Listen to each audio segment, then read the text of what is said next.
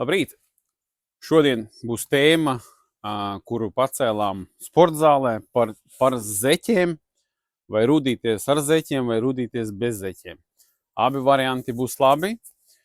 Šeit zeķes būs ļoti labi iesācējiem saprast, vai vispār ir vajadzīgs šāds izaicinājums.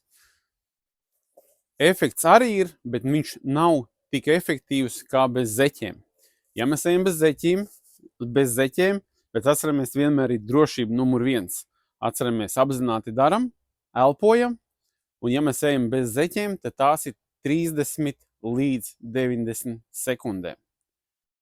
Un tad tu iegūsi pilnu cirkulāciju, kas nostrādās tavs termostats, ja?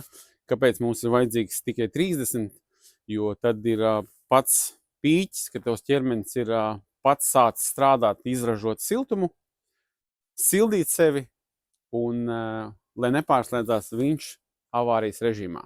Uz tikšanos!